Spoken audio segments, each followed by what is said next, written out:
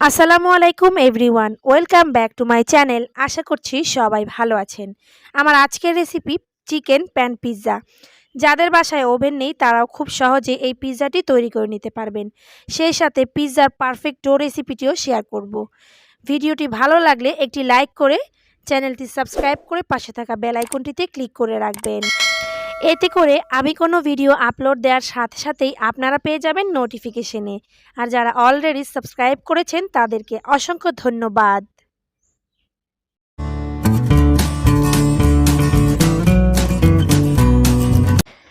প্রথমেই pizza do তৈরি করে নিব। এর জন্য একটি মিক্সিং বোলে 3 কাপ পরিমাণ ময়দা নিয়ে নিয়েছি। আপনারা চাইলে আটা দিয়েও তৈরি করে নিতে পারেন। দিয়ে দিচ্ছি 2 টেবিল চামচ চিনি, স্বাদ মতো লবণ, আর 1 চা চামচ দিয়ে দিচ্ছি ইস্ট। 2 টেবিল চামচ গুঁড়ো দুধ দিয়ে দিয়েছি, আর 2 টেবিল চামচ দিয়ে দিচ্ছি রান্নার সয়াবিন তেল। সব কিছু হাত দিয়ে খুব ভালো করে একটু মাখিয়ে নিয়েছি। এবার নর্মাল ঠান্ডা পানি দিয়ে একটি সফট ডো তৈরি করে নিব। আমি একটু একটু করে পানি দিয়ে ডো তৈরি করে নিচ্ছি, এতে করে ডোটা খুব পারফেক্ট হবে। একদমই সফট একটা ডো তৈরি করে নিয়েছি। এবার আরও 1 চা চামচ পরিমাণ তেল দিয়ে দিচ্ছি। তেলটা দিয়ে আমি ডোটাকে খুব ভালো করে 10 থেকে 15 মিনিট সময় নিয়ে মথে নিচ্ছি। এতে করে ডোটা খুব সুন্দর সফট হবে আর খুব তাড়াতাড়ি অ্যাক্টিভ হয়ে যাবে। ডোটা যত ভালো করে মাখিয়ে নেবেন আপনার পিৎজার রুটিটা ততই ভালো হবে। এবার ওপর থেকে আরও একটু তেল মাখিয়ে আমি একটি গরম স্থানে রেখে দিব যতক্ষণ পর্যন্ত ডোটা অ্যাক্টিভ হয়ে ফুলে না যায়। আপনারা চাইলে রোদেও রাখতে পারেন। এবার চিকেন রান্না করে নেব। এর জন্য চুলায় একটি প্যান বসিয়ে 2 টেবিল চামচ তেল দিয়ে দিয়েছি। 1 কাপ পরিমাণ চিকেন দিয়ে দিয়েছি। চিকেনগুলোকে আমি একটু লম্বা করে ছোট ছোট করে কেটে নিয়েছি। স্বাদ মতো লবণ দিয়ে দিচ্ছি, হাফ চা চামচ আদা রসুন বাটা, হাফ চা চামচ চিলি ফ্লেক্স, আর হাফ চা চামচ দিয়ে দিয়েছি গোলমরিচের গুঁড়ো। সব কিছু দিয়ে চিকেনটাকে তেলের সাথে কিছুক্ষণ ভেজে নিয়েছি। প্রায় 5 মিনিট সময় নিয়ে চিকেনটাকে ভেজে নিয়েছি। চিকেন ভাজাটা হয়ে গেছে। এখন পিৎজার জন্য চিকেনটাও একদমই রেডি। পিৎজার ডোটাও খুব ভালোভাবে ফুলে ডাবল হয়ে গেছে।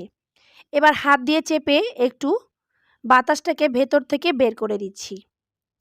খুব ভালো করে বাতাসটাকে বের করে এবার আমি ডোটাকে আবারও কিছুক্ষণ মথে নিয়েছি।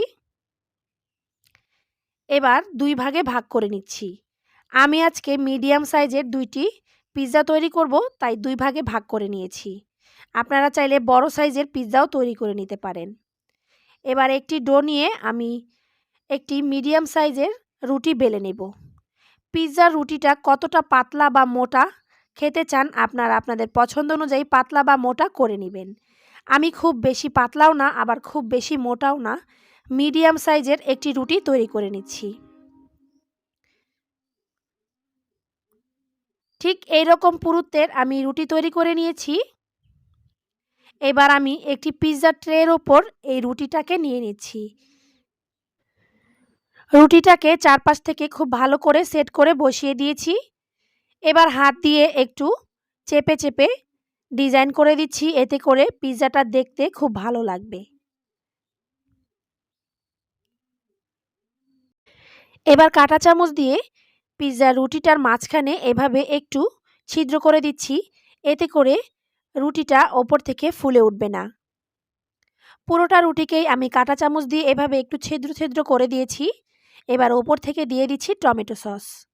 অনেকের বাসায় পিৎজার সসটা থাকে না, কিন্তু আমাদের সবার বাসায় কম বেশি টমেটো সস থাকে। এই টমেটো সস দিয়েও পারফেক্ট পিৎজা তৈরি করে নিতে পারবেন। পিৎজা সসটাকে আমি ওপর থেকে খুব ভালো করে ছড়িয়ে দিয়েছি। এবার ভেজে রাখা চিকেনগুলোও দিয়ে দিচ্ছি। কতটুকু সস দিবেন সেটা আপনারা আপনাদের পছন্দ অনুযায়ী দিয়ে দিবেন। চিকেনগুলোকে খুব ভালো করে ওপর থেকে ছড়িয়ে দিয়েছি। এবার দিয়ে দিচ্ছি কেটে রাখা পেঁয়াজের কিউব। আপনারা এখানে আপনাদের পছন্দ অনুযায়ী ক্যাপসিকাম, অলিভ সব কিছুই ব্যবহার করতে পারেন। তবে আমাদের বাসায় যেই উপকরণগুলো সবসময়ই থাকে আমি চেষ্টা করেছি সেগুলো দিয়ে আপনাদেরকে পিৎজা তৈরি করে দেখানোর। আর দিয়ে দিচ্ছি কিছু কাঁচামরিচের কুচি, এতে করে দেখতে খুব ভালো লাগবে। এবার ওপর থেকে আমি মজারেলা চিজ গ্রেট করে দিচ্ছি। যত বেশি চিজ দেওয়া যাবে পিৎজাটা খেতে কিন্তু ততই ভালো লাগবে। আপনারা আপনাদের পছন্দ অনুযায়ী চিজটা ব্যবহার করে নেবেন।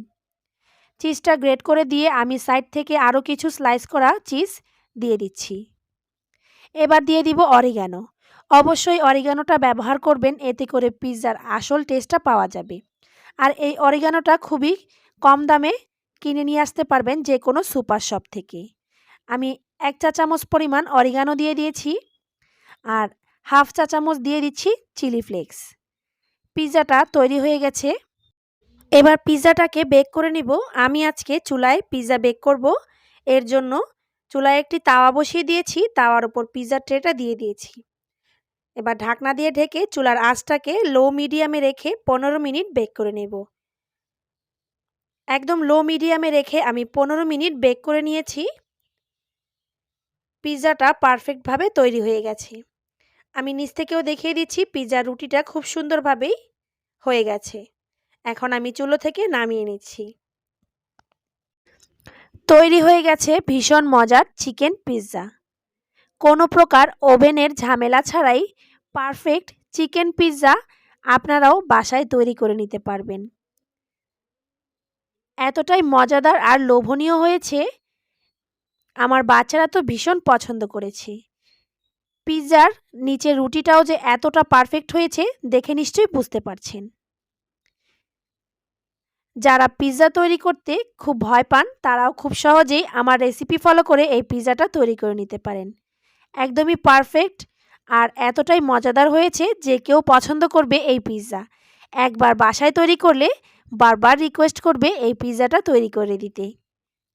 আশা করছি আমার আজকের ভিডিও আপনাদের কাছে ভালো লেগেছে। ভালো লাগলে অবশ্যই একটি লাইক করে দিবেন, সেই সাথে শেয়ার করে দিবেন ফ্যামিলি অ্যান্ড ফ্রেন্ডের সাথে।